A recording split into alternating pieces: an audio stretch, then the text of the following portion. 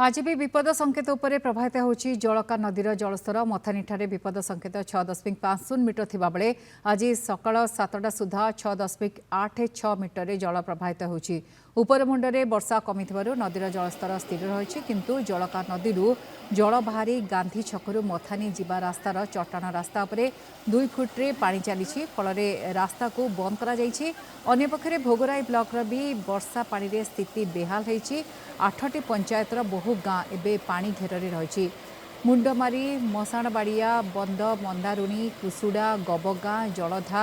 नाचिंदा ए सब गाँ गुड़िक पानी घेर रही लोक मैंने हेक्टर हेक्टर चाष जमी जलमग्न होता चाषी चिंतार रही।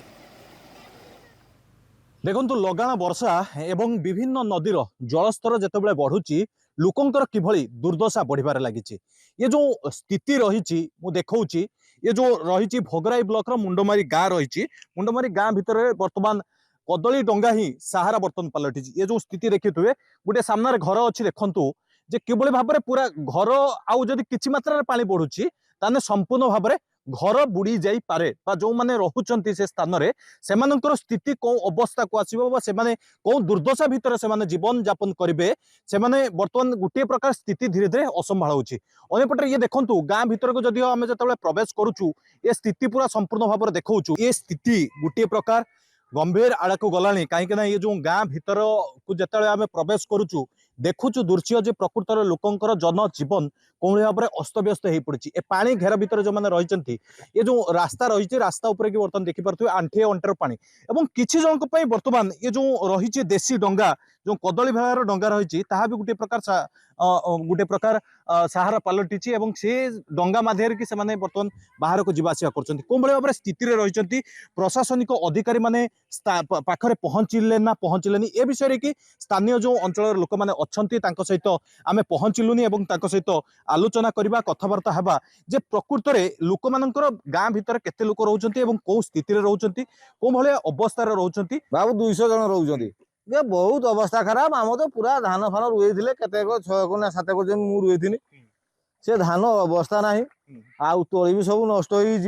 तेणु आम बर्तमान जहाँ खाइबा कौन बचवा कौन आ प्रशासन बर्तमान सुधा भी देखा ना आम पाखर आमर कौन सी आमर सहायता ना आमर जावास कर आधा बाधा सब बंद हो गलानी। बर्तमान छुआ जो अवस्था है छुआ पिला मैंने बारी पारना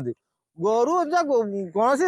माने तलक भी बारे पार ना ये स्थिति बर्तमान देखा जे प्रकृत में लोकंकर दुख दुर्दशा एवं केते मात्रा बढ़ी ये गोटे पिला अच्छी सहित आलोचना करिया। छुआ केते पानी हेजी कौन पानी रे कि कौन असुविधा होची ना खुशी लागु असुविधा होची कौन होची होची कुटा दिया बुड़ी होची धान आ चाष कराइला सेगुला बुड़ी गलानी आ गाय आ घर भारी पारुनी और हमर बाछी छुआ जी भारी पारुनी और ए डंगारे की कौन करलो डंगारे को जाउथले पानी बहुत अच्छी रास्ता रे आंठिए नाखा पानी घर भारी हो नहीं डंगारे बाहरुजे चाष बास सब बुड़ी गला छक बाड़ को जीवा केमिति घर बाहरिया गोटे प्रकार मुस्किल हो पड़ी और स्थिति बर्तमान गोटे प्रकार संगे नबर लगलानी कहीं ये जो गाँ भितर को जिते गाँ भितर को प्रवेश करवा लोकंर दुख दुर्दशा सेते रही पानी सेते मात्रा बढ़ुची कहीं गोटे जो स्थिति देखुली डंगा मध्यम जो मैंने चाष कर हेक्टर हेक्टर चाष जमी बर्तमान पानीमग्न अवस्था रही जो मैंने तली पकई तली तो संपूर्ण भाव में बुड़ी जाइए जो मैंने चाष रुई सारी सी संपूर्ण भाव में बुड़ी जाइए जदि सरकार तरफ किसी सहायता मिलता तेज एमाने